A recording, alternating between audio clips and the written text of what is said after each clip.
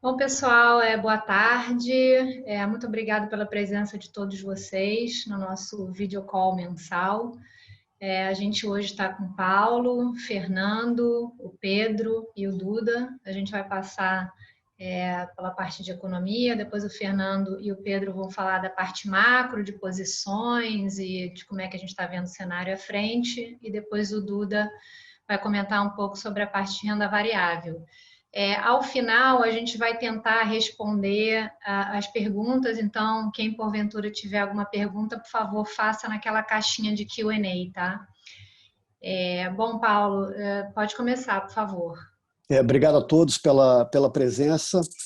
Eu queria começar falando da parte externa e eu acho que nesse mês especificamente a gente começou a ver uma dúvida maior em relação à velocidade de crescimento nas economias centrais por conta de diferentes fatores de risco. Tá?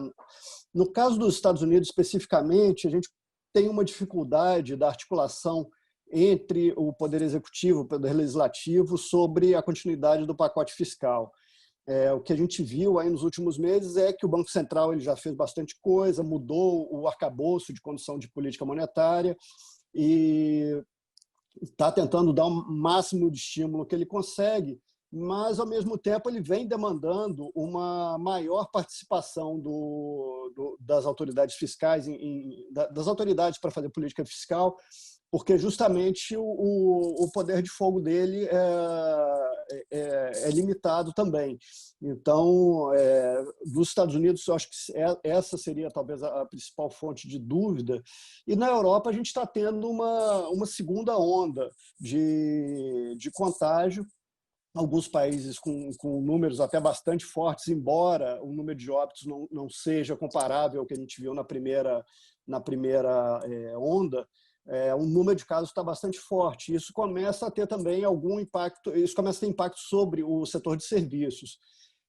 Isso é particularmente importante porque quando a gente olha o que está acontecendo na atividade no mundo, e a gente já comentou isso nos calls passados, é que a parte de bens, tanto de consumo e até de investimento, ela vem recuperando de forma mais clara, mais rápida, e isso vale para o Brasil, isso vale para os Estados Unidos, vale para a Europa, mas a parte de serviços, as pessoas ainda têm alguma cautela maior, então essa parte continua mais deprimida.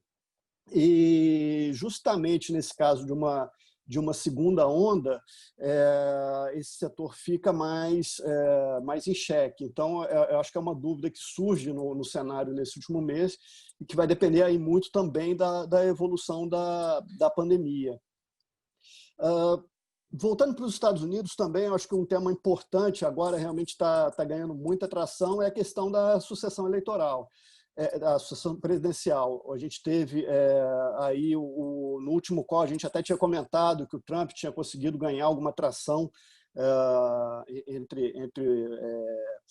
naquele último mês, só que desde então o Biden, que é o candidato democrata, ele conseguiu ganhar ali o terreno de volta, ele continua mantendo uma certa folga, uma margem até relativamente folgada. Então, aumenta a chance da gente ter uma mudança de uma alternância de poder ali, inclusive com os democratas também assumindo uma maioria no Congresso. Então, a gente poderia ver aí, depois dessa sucessão, uma mudança de pauta, uma mudança de pauta com a adoção de políticas, por exemplo, mais focadas em ESG, que seria uma das vertentes, mas também na parte fiscal, um estímulo mais forte, um estímulo mais expressivo do que a gente tem, do que seria o esperado com o Trump ganhando. Na parte de Brasil, a gente teve duas discussões muito importantes aí nesse último mês, focadas principalmente no fiscal.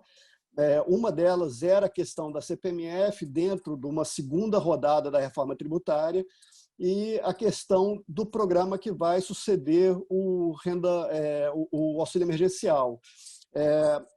No tocante à CPMF, não houve um consenso, acabou que essa pauta foi adiada.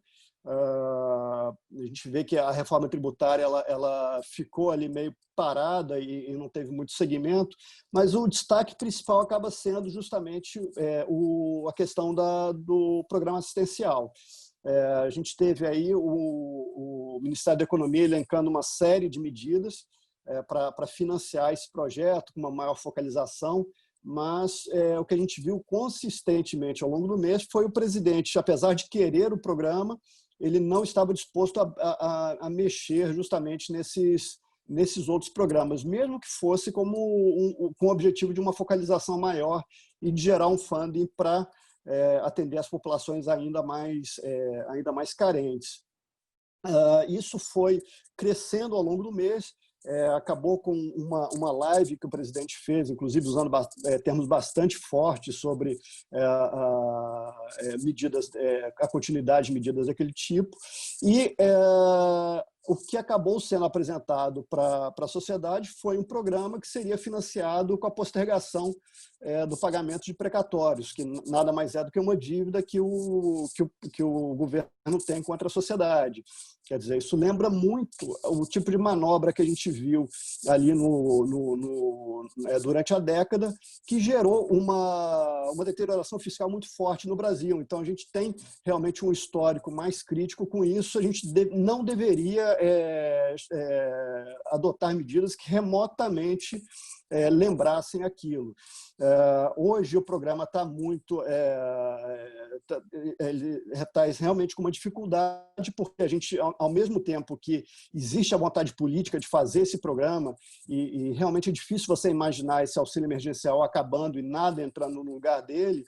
Então, tem esse lado, mas também tem a outra vertente que é de onde você tira algo em torno de 30 bilhões para financiar esse novo programa.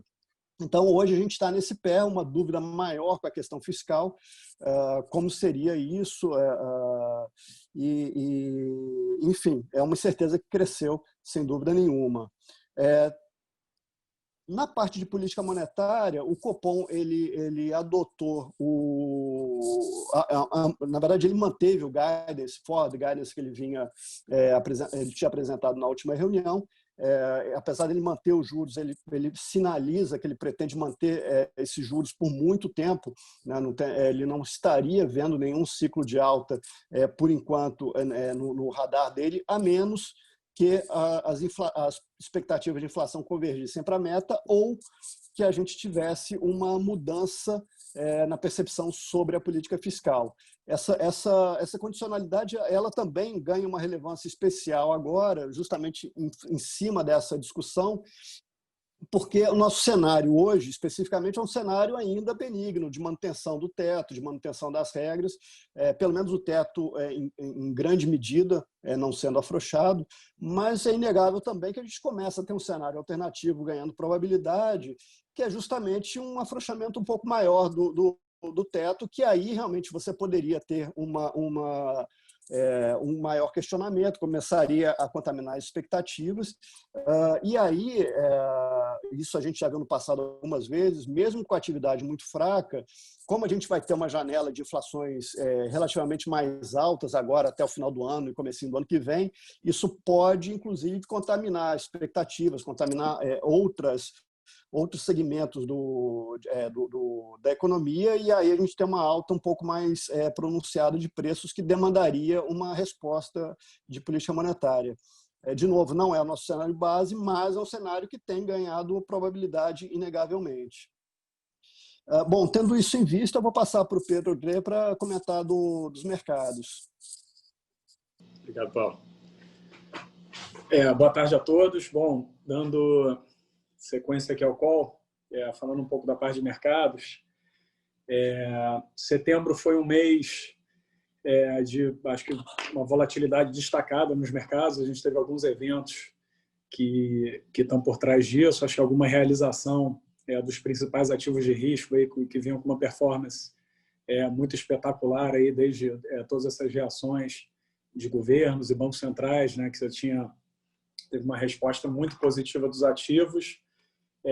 A gente acha que o acontecimento que acabou sendo chancelado na reunião do Fed em setembro, que foi essa mudança de arcabouço do Fed, onde ele mudou para um inflação, uma meta de inflação média vai permitir que a inflação rode mais alta do que a meta dele de 2%. Foi um evento que foi muito antecipado pelo mercado, foi antecipado até pelo Fed, ali no Jackson Hole, que foi o simpósio onde ele acabou antecipando essa tomada de decisão. Os mercados estavam com um movimento de melhora muito forte, muito em cima dessa mudança de arcabouço. Quando foi concretizado, acabou que teve um sell effect, o mercado acabou realizando, né, porque era o grande evento que estava dando um amparo muito forte para os ativos de risco. Então, depois desse evento, a gente viu uma realização e alguns acontecimentos que o Paulo já citou, como a aproximação das eleições nos Estados Unidos, esse debate de terça-feira, eu acho que deixou muito vivo aí no mercado o tipo de ruído que a gente pode viver para frente com as eleições, né, com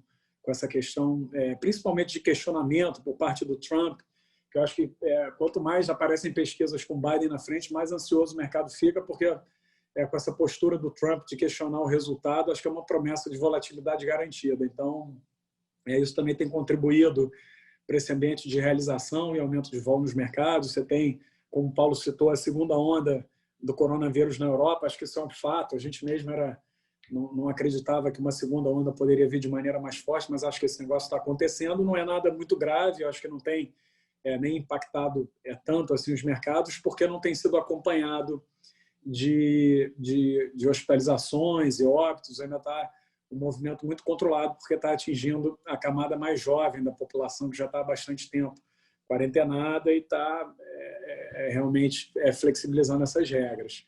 Então, acho que esses foram os principais eventos que causaram essa realização do mercado. Agora, realmente, a gente está com um foco muito grande nas eleições e, como a gente sempre falou aqui, durante toda a história de Ocana, que foi um período muito influenciado por política, muitas eleições relevantes e a gente segue seguindo a nossa premissa máxima aqui, que aqui em eventos onde a gente não tem vantagem comparativa de antecipar, a gente prefere não correr riscos relevantes, nenhuma tese de investimento baseado no que a gente acredita que vai ser o resultado das eleições, porque a previsibilidade está muito, muito baixa, é muito difícil você antecipar qual vai ser o resultado. Um debate pode mudar rapidamente todas essas pesquisas e expectativas do mercado, porque a sociedade é muito dividida, toda essa questão de influência das mídias sociais, das redes, é muito difícil você prever. Então, o que a gente tem mantido de investimento lá fora, na parte internacional, falando agora do portfólio da parte internacional, são teses que, na teoria, não são muito influenciáveis pelo resultado das eleições. Então, a posição que a gente continua carregando aqui, que a gente já falou há algum tempo atrás, é uma posição comprada em inflação implícita nos Estados Unidos. Tá? Essa é uma posição que é basicamente amparada nessa postura extremamente acomodatícia do Fed, do Banco Central Americano. Eu acho que essa perspectiva continua independente do resultado, independente do Trump, independente do Biden. O Fed, com a sua independência, eu acho que está muito claro a cabeça dos diretores, do próprio Powell, né? A gente viu de maneira muito clara no press conference que ele fez nessa reunião de setembro. Acho que a estratégia está muito clara. Ele só vai... Antigamente ele subia o juro quando o desemprego caía muito, porque ele acreditava que lá na frente a inflação aparecia. Agora ele falou, não basta só o desemprego cair, a inflação tem que aparecer de fato, eu não vou me antecipar isso, eu só vou subir o juro quando a inflação de fato aparecer. Então, a perspectiva é de uma alta de juros a perder de vista. A gente realmente não enxerga na curva hoje nenhuma possibilidade do Fed subir o juro tão cedo.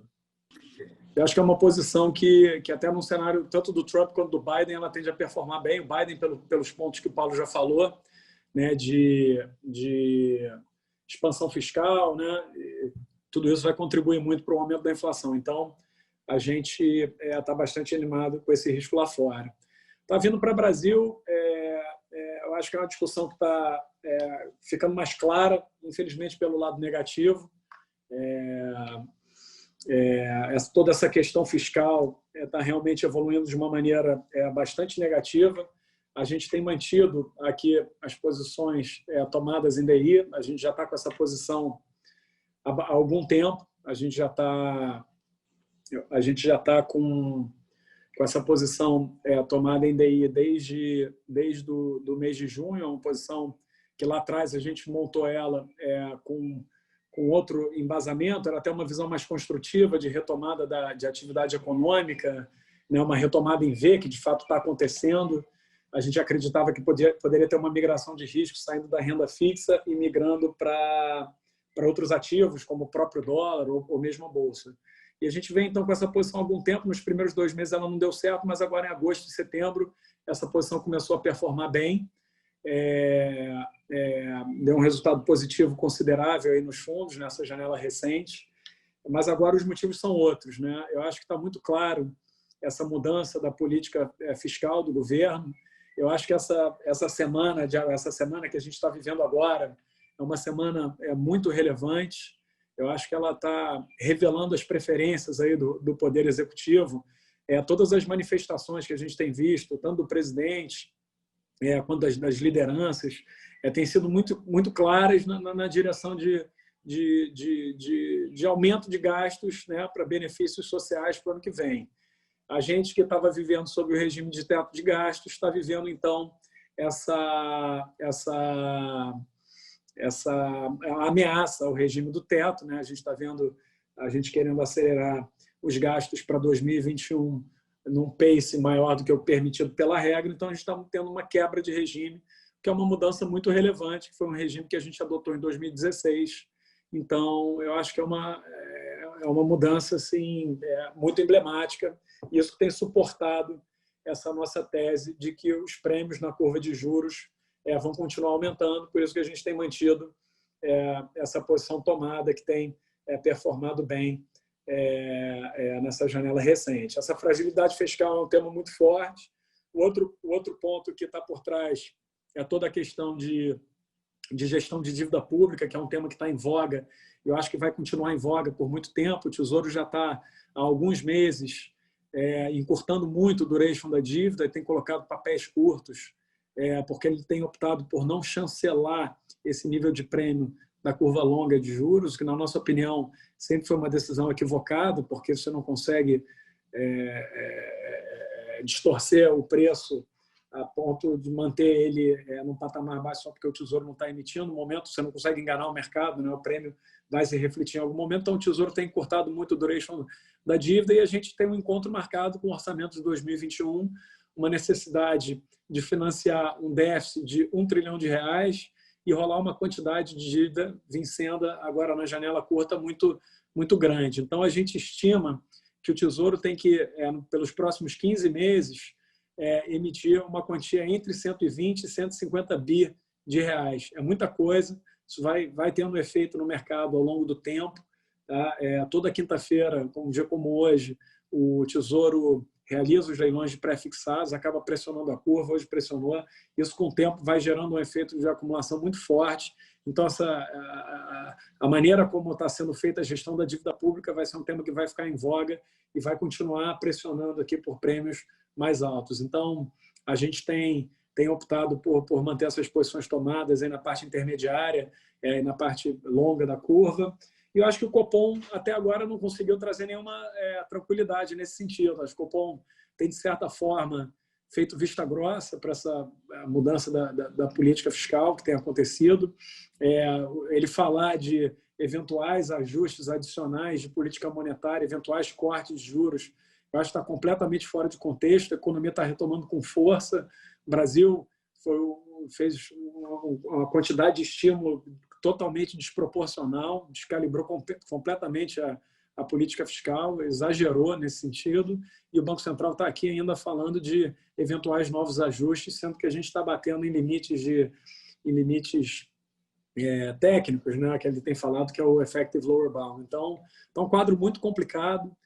Infelizmente, o cenário piorou de maneira muito rápida, e a gente tem refletido aqui essa visão nessas posições tomadas aqui no DI. Eu acho que é isso. Vou passar para o Chibante aqui para falar de moedas. Bom, vamos lá. Boa tarde a todos.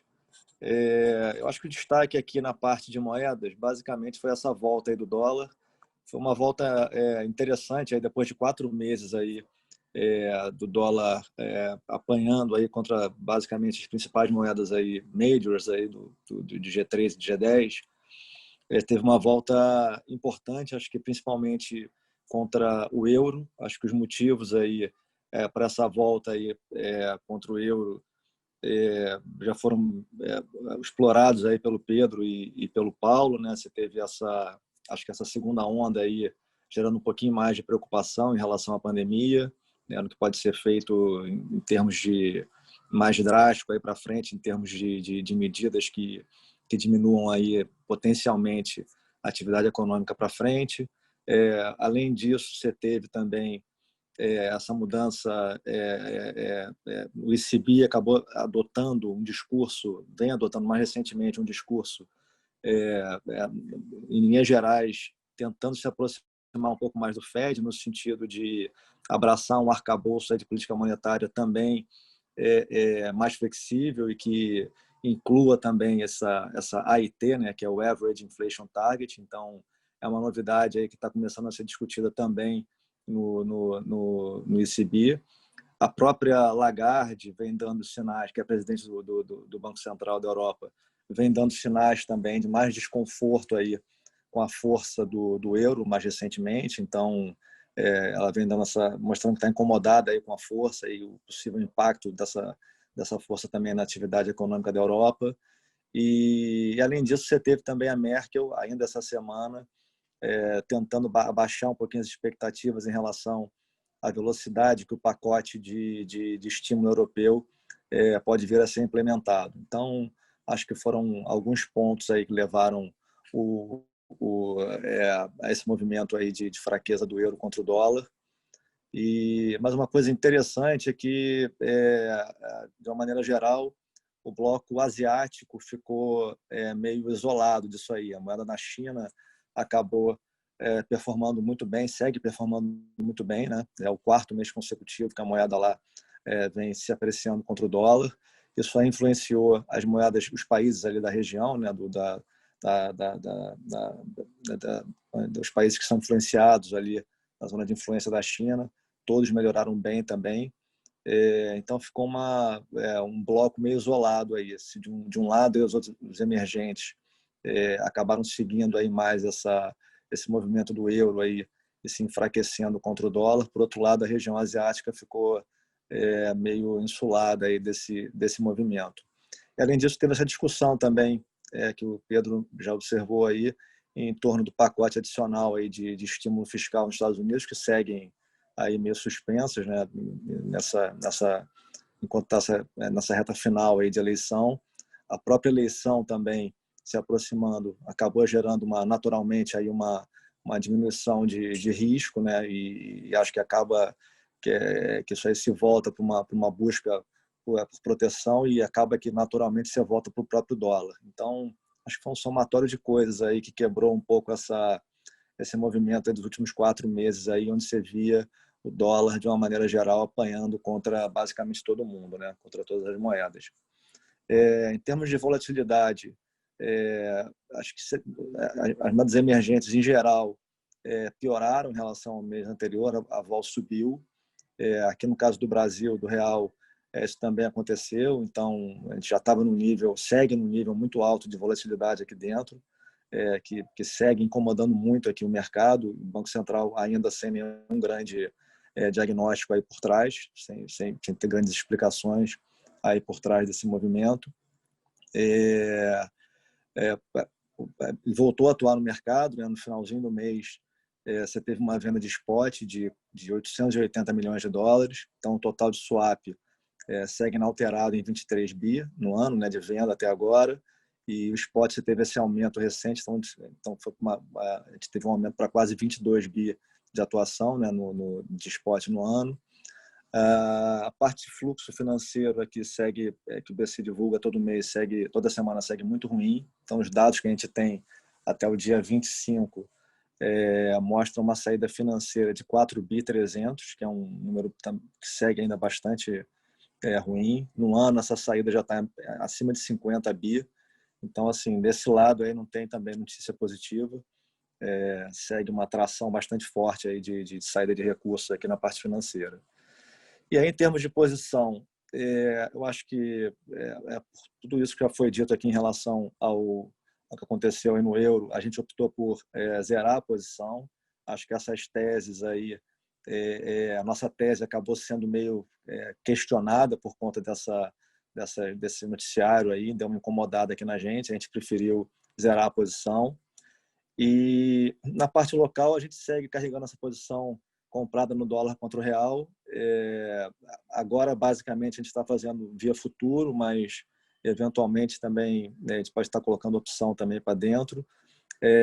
Não tem muito, assim, eu acho que o Pedro resumiu bem, eu acho que o desconforto nosso, a gente já gostava dessa posição no cenário bom, né? A gente já comprava a história de, mesmo num cenário mais positivo, que o modelo novo dessa administração aí era juro para baixo, moeda desvalorizada, mesmo nos bons momentos.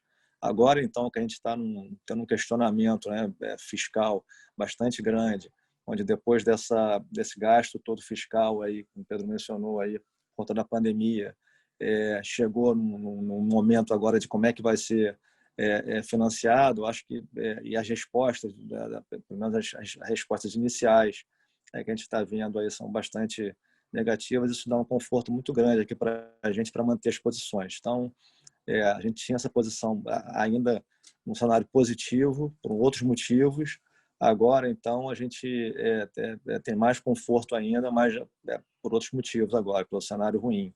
Então, como a gente não vê ainda um BC de fato preocupado e tentando mandar mensagens um pouco mais duras, aí, um pouco mais rocks aí para o mercado, eu acho que enquanto isso não acontecer, a gente vai seguir com esse conforto, seguir com essa cabeça aí de ter essa posição comprada em dólar contra o real, a despeito da nossa visão de médio prazo mais positiva aí para o mundo, para a parte externa aí, onde os estímulos devem permanecer por mais muito tempo e provavelmente a gente pode voltar a ver até um dólar, de uma maneira geral, um dólar mais fraco mais para frente, aí dependendo do resultado das eleições. Mas, a despeito disso, a gente continua com conforto em carregar essa posição. Obviamente que com esse cenário externo a gente tem que ficar um pouco mais tático aqui na condução aí dessa posição, mas acho que o norte da nossa cabeça está meio que dado até que a gente veja alguma prova em contrário, ou vindo do Banco Central, vindo mais rocks, ou vindo do governo, tendo alguma solução fiscal um pouco mais razoável, né? Então, acho que é isso. Eu vou, dando sequência aqui, passar para o Duda, vai falar aqui na parte de equity e fazer as considerações finais. Obrigado, Tibante. Eu sou o Duda, o gestor de ações e o portfólio manager de todos os fundos. Primeiro, boa tarde a todos. Queria agradecer a presença no call. Comentar um pouco do destaque positivo no mês, que sem dúvida foi a posição macro. Eu queria botar um pouco em perspectiva essa posição macro. Acho que o Pedro já colocou muito bem, uma posição que a gente persegue aí há mais de 3 meses. Essa posição, a gente via um alfa nela, né, principalmente a posição tomada nos juros e tomada no câmbio, né, tomada em dólar contra o real. Ela também funcionava como um hedge para as nossas posições, era uma derivada da posição. Isso você teve um payback, então os principais ganhos foram principalmente no movimento de juros, que teve um movimento mais dramático. Eu queria também, tem tido uma grande discussão no mercado, dizendo que a gradação do que está acontecendo não é tão grande para os movimentos de mercado. Eu queria só lembrar do ponto onde a gente parte, tá? Então, a gente é como um aluno que nesse ano de 2019, a média é 6, a gente está tirando menos que 4, porque a gente fez uma expansão fiscal muito grande. Então, mesmo que a gradação não seja tão grande nas análises, a gente acha que é significativa e continua num processo de expansão quando você deveria estar fazendo ajuste fiscal. A gente é um aluno que no ano que vem, para voltar para a média, a gente tem que tirar acima de 8. Então, vai ser muito difícil, na nossa opinião, cumprir plenamente o teto de gastos. Então, outros ajustes podem vir, vai ter que vir um ajuste, na nossa opinião, via câmbio, vai ter que vir ajuste possivelmente via impostos, e vai ter que vir possivelmente um ajuste via juros. Então, é esse o ponto da análise, que sempre que é uma análise de quando você faz investimento em asset, investimento para cliente principalmente, é sempre uma relação de retorno ajustado ao risco. Então, a gente acredita que, infelizmente, o Brasil nesse momento, nesse capítulo. E eu queria relevar também um outro ponto importante. A gente está na véspera de uma eleição municipal, então eu acho que vai se evitar até a eleição municipal qualquer medida impopular. Então, nesse momento, nesse capítulo, o Brasil não é um país alvo. Então, por isso que a gente tem trabalhado, procurado outras posições em países mais alvo, porque eu também queria relembrar, a gente está animado com o cenário, animado para tomar de risco, porque continua um cenário de recuperação de crescimento, o crescimento recuperando o crescimento no mundo, então favorável para ações, e um cenário de juros baixos no mundo. É que no Brasil isso não está tão latente, a gente não tem a mesma convicção que esse crescimento é tão forte e esses juros é tão baixo. Então, é por isso essa realocação de posição. Então, no Brasil, a gente tem procurado com isso em ações trabalhar mais redeados. Nós não estamos apostando contra em ações, nós temos um perfil muito de investidor aqui voltado em gerar alfa. O que a gente tem feito é trabalhar mais redeados.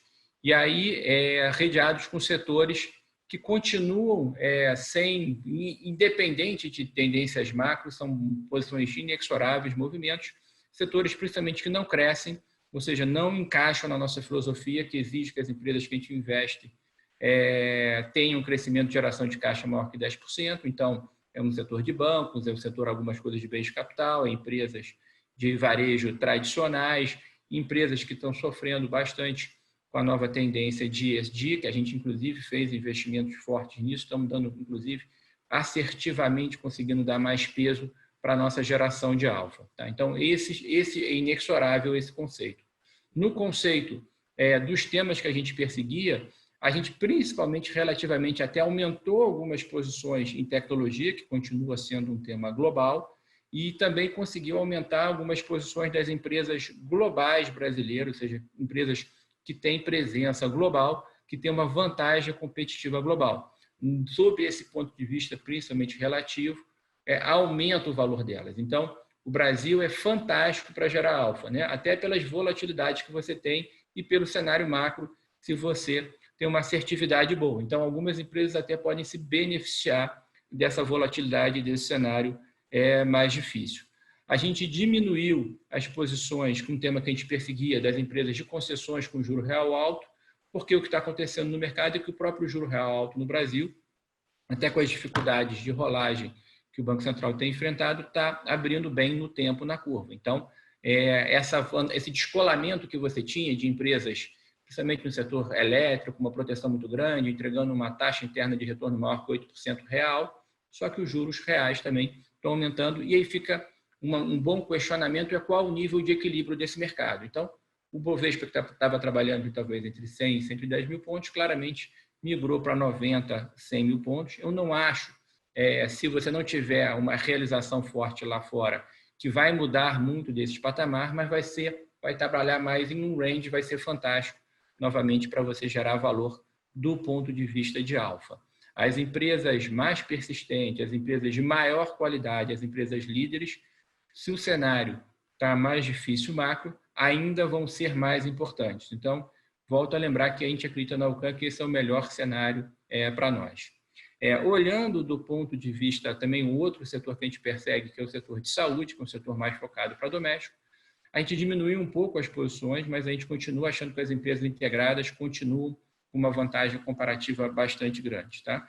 No setor de tecnologia, só para citar algumas empresas que a gente expandiu a posição, foram até empresas focadas em e-commerce.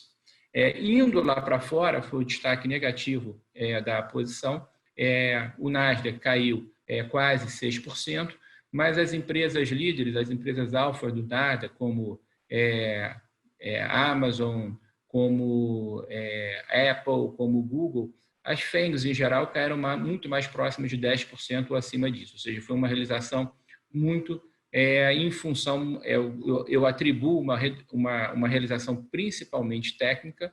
Por quê? Porque essas empresas tiveram os melhores resultados no segundo trimestre, confirmaram que se beneficiaram da pandemia, inclusive, em termos absolutos e muito em termos relativos. Algumas dessas empresas a gente persegue, principalmente as empresas ligadas a 5G, computação quântica, ligada a e-commerce, que são os 2 temas principais que a gente está focando mais agora. Então, a realização foi bem maior e a gente carregava uma posição direcional maior nessas posições. Então, grande parte da realização se explica por isso.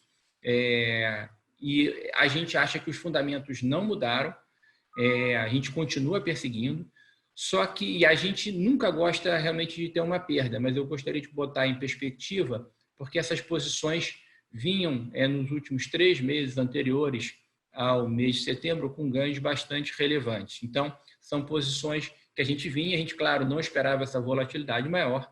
Agora, por disciplina, os nossos fundos têm uma volatilidade presumida, ou seja, que depende da volatilidade do mercado. Quando mudou o padrão de volatilidade, a gente preferiu diminuir um pouco essa volatilidade e também porque a gente está chegando agora próximo de quase um mês só das eleições americanas, em que tem uma volatilidade esperada, continuada, né? É curioso, né? Mesmo depois das eleições, a volatilidade esperada está alta, porque pode ter até questionamento em relação à realização das eleições americanas. Então, as nossas posições com foco nos Estados Unidos, a gente preferiu, quando mudou o padrão de volatilidade, a gente diminuiu, são extremamente líquidas, é bastante importante nesse cenário que foi decisivo um pouco para o Brasil, que teve essa deterioração e queda em 2 meses consecutivos do Bovespa, a gente estava extremamente líquido. A gente pode ajustar qualquer posição em 3 dias, por regra de risco a gente tem até 15 dias, mas a gente está extremamente líquido, então a gente ajustou rapidamente. Então, do ponto de vista de risco, a gente está absolutamente ajustado, absolutamente com a carteira que a gente quer estar acordando todo dia. E do ponto de vista das empresas americanas, a gente diminuiu as posições americanas e em termos relativos, os nossos investimentos, principalmente em tecnologia, fora dos Estados Unidos, que aí se concentram principalmente na China, em termos relativos, a gente está bastante animado e até aumentou. Então, de novo, esse cenário de recuperação de crescimento global existe para os Estados Unidos, com um pouco mais de risco pela valorização que você teve recente e pela eleição americana, mas na China também está presente e bastante sólido a recuperação econômica e o ganho de share, o ganho de share of value, principalmente de valor das empresas de tecnologia na China. Então, a gente continua perseguindo esse tema. Tá? Olhando para frente, o que a gente deve trabalhar, como eu procurei colocar, é um pouco mais redeado. Lá fora, também, apesar de a gente continuar perseguindo o tema de tecnologia, a gente está um pouco mais redeado em principalmente em empresas expostas a ESG, que estão com dificuldades de ESG, que é um ponto principal, um ponto nevrálgico da campanha do Biden, que talvez se apresente dia a dia um pouco mais favorito para vencer as eleições. Então, acho que elas, de novo, vão ficar sem momento também, independente das eleições, a gente já não gostava do fundamento pela falta de crescimento, numa seleção correta em setores de empresas específicas. Então, a gente tem trabalhado com um pouco de proteção em relação a isso. E no Brasil, como eu comentei, os temas continuam os mesmos, a gente continua protegido em empresas que não crescem, algumas empresas, talvez, de commodities, que também estão desfavorecidas por esse tema de ESG desfavorável, também a gente acredita que não vão ter crescimento aí no curto prazo. Mas eu queria também chamar a atenção que na virada do mês e já no começo desse mês, a gente tem conseguido ver oportunidades nessa volatilidade, aumentar posições, voltar para algumas posições relevantes que tiveram uma realização no Nasdaq, fora na China, no Brasil, como eu falei, principalmente em setores de tecnologia e com vantagem comparativa global, que tem a vantagem também da moeda forte. Então, a gente está animado e a gente deve prevalecer posições nesse mês aí que deve ter volatilidade, tem uma imprevisibilidade grande pelas eleições americanas, que vai dominar o cenário de ações global, trabalhar mais protegidos, mas expandindo a carteira sempre com proteção. Então, esses seriam meus principais pontos. Queria mais uma vez agradecer a confiança de todos e vou passar para a Isabel se há perguntas relevantes. Obrigada, Duda.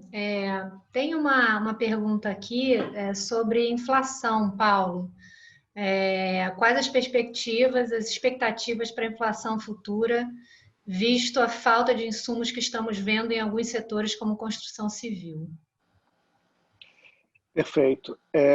Boa pergunta. Eu botaria da seguinte forma, tá?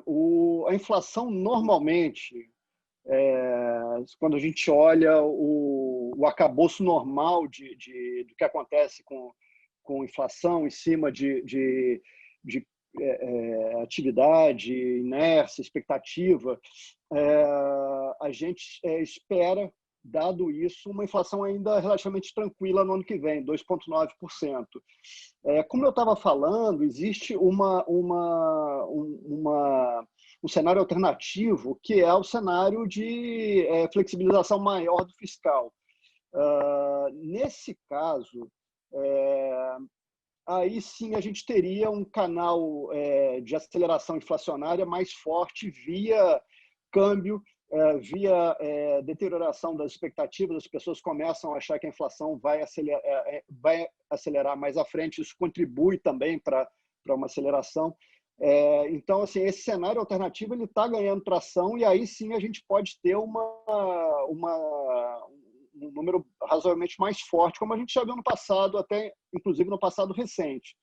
Essas altas específicas que a gente está vendo agora, você comentou da parte de construção civil, a gente tem a construção civil no IPCA, ela é relativamente pequena, então ela não afeta tanto, mas tem um componente que levou a muita revisão, que é a parte de alimentos. A alimentação vai ter uma inflação acima de vai ter uma inflação de 2 dígitos esse ano.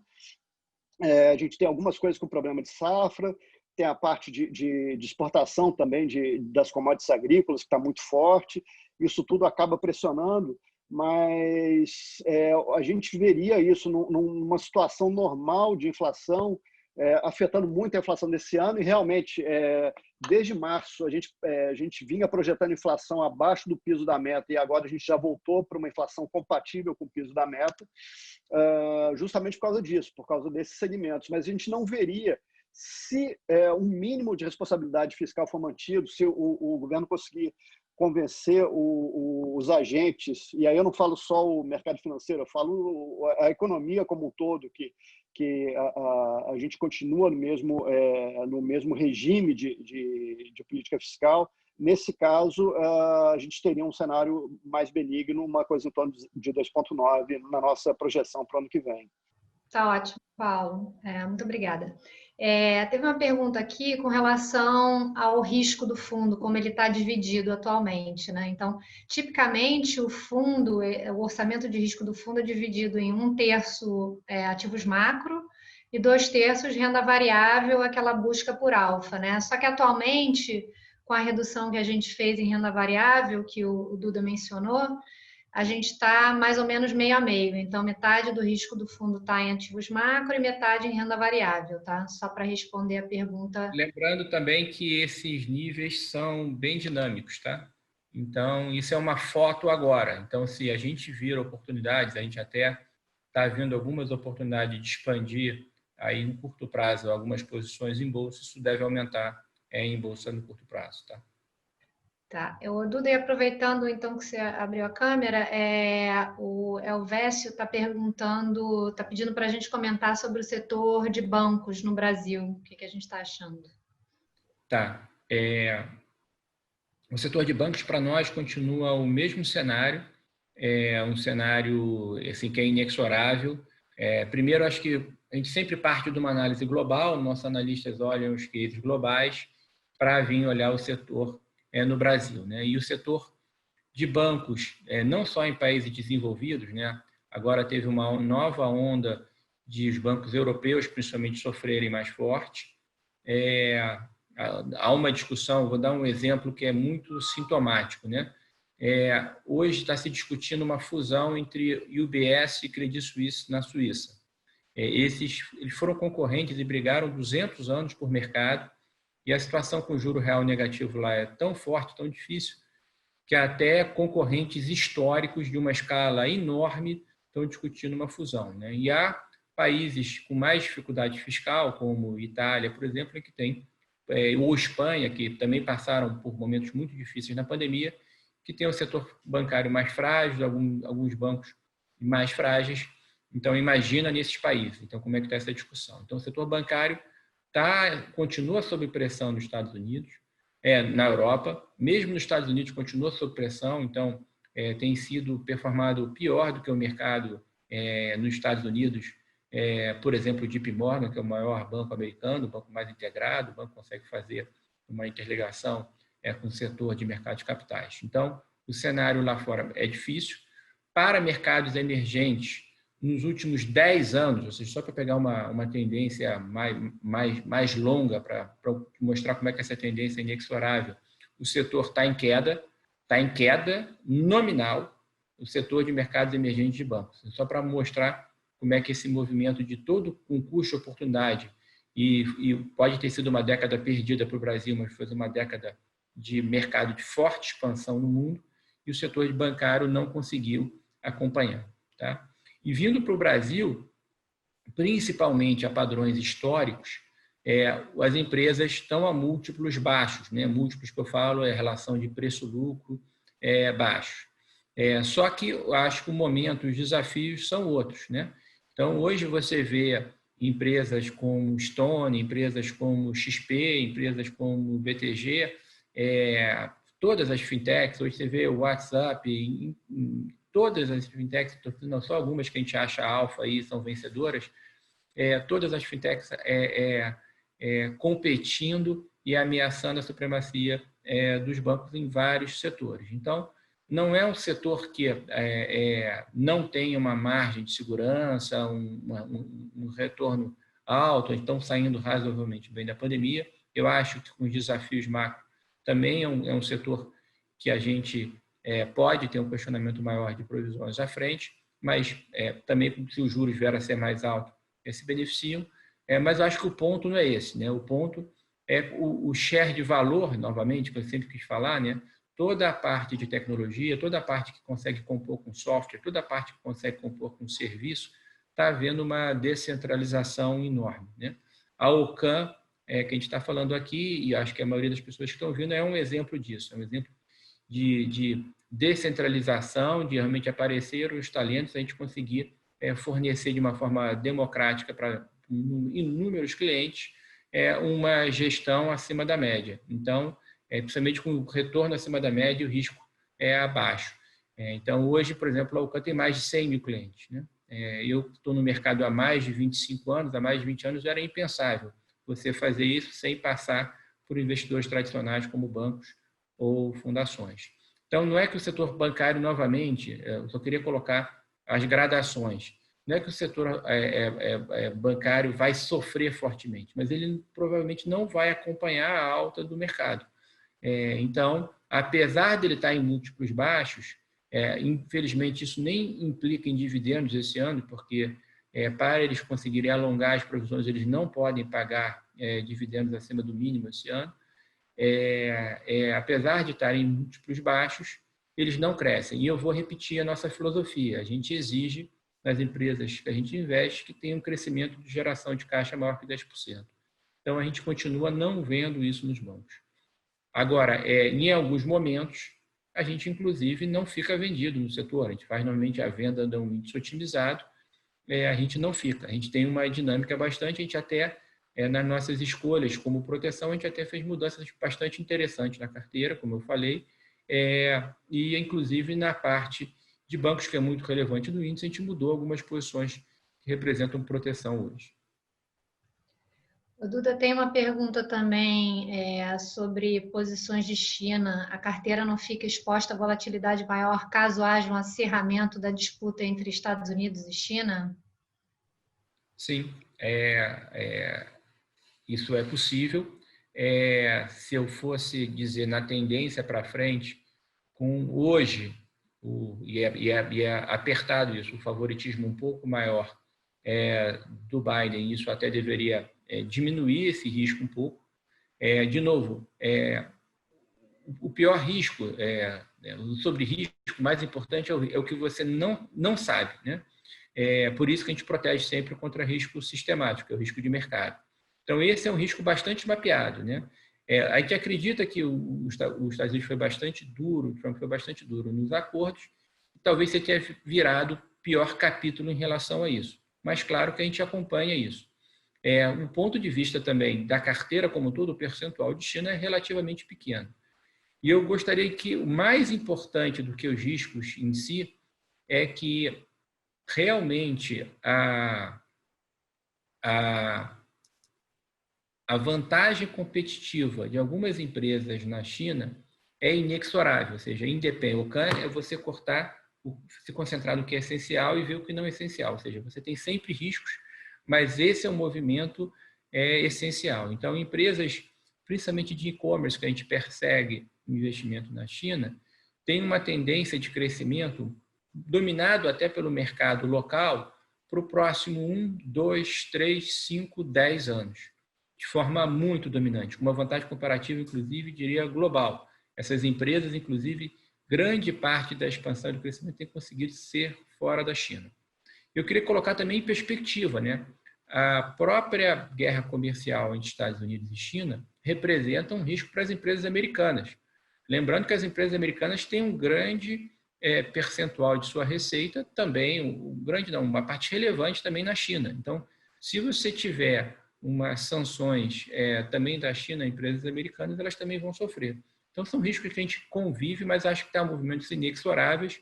A vantagem que a gente identifica, principalmente nessa recuperação global de crescimento, Estados Unidos e China como países alfa, com a vantagem deles serem continentais, ou seja, se tiverem que se definir pelo próprio mercado interno, eles serão suficientes para representar essa recuperação. E aí tem uma outra pergunta sobre o setor de tecnologia, como é que a gente está vendo o risco de medidas antitruste nesse setor caso o Biden ganhe as eleições? De novo, hoje, de mais tangível, a gente acredita que tenha riscos mais ligados às empresas de ESG, ou seja, claramente você vai ter restrições e talvez mais sanções a essas empresas. Então, eu cito um exemplo, né? No debate, a gente está falando aqui no dia 1º de outubro, né? O debate foi no dia 30, se eu não me engano, né? Entre o Trump e o Biden, eles tiveram a discussão do Biden, foi que ele não quer permitir, que era de uma plataforma dele, já tinha sido falado antes, nenhuma expansão das empresas de produção petrolífera queimando carbono, ou seja, a expansão tradicional das empresas petrolíferas com óleo. Vai ter toda a expansão vai ter que ser com energia alternativa. A China, através do Jinping, fez um comunicado também durante o mês de setembro que quer limitar fortemente no horizonte mais de longo prazo as emissões de carbono. Isso é uma tendência global. Inclusive, falaram sobre pressões sobre o próprio Brasil pela emissão de carbono pelas queimadas na Amazônia, só para colocar como é que o tema está presente. Então, eu acho que é muito mais tangível esse risco. Lembrando que as principais empresas de tecnologia dos Estados Unidos passaram recentemente para testemunhar frente ao Congresso, que foi questionado os seus modelos, sempre vão ser, porque são empresas muito dominantes.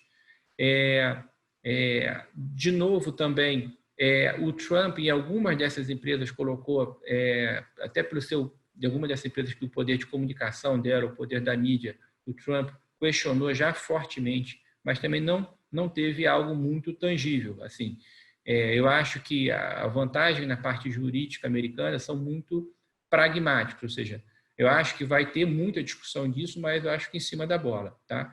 Uma outra discussão do Biden possível é o aumento de impostos. Eu acho possível e provável. Só que esse aumento de impostos, de novo, afeta mais as empresas que estão com um múltiplo baixo sem crescimento. Afeta mais as empresas de commodities, as empresas de bancos, mais do que o setor de tecnologia. Então, sobre esse ponto de vista, de novo, acho que está mais ameaçado são as empresas tradicionais. Então, falando aqui sobre risco, né, tecnologia é uma coisa interessante. Né? No mundo que muda tão rápido, o maior risco é você não tomar risco. Então, se você não participar, eu durmo toda noite pensando para não deixar de pegar esse movimento que eu estou vendo que é transformacional, principalmente esses 2 anos à frente. Se você não tomar o risco em tecnologia, na verdade, você está tomando mais risco estando em outros setores. Tá ótimo, Duda. Eu vou fazer a última pergunta, porque nosso tempo também já está acabando, tem quase 1 hora de call, sobre inflação de alimentos. Paulo, por favor, você pode responder qual é a nossa percepção sobre inflação de alimentos a partir de 2021? Claro. Deixa eu separar os motivos que normalmente a gente tem inflação de alimentos. Tá? O primeiro deles seria uma quebra de safra.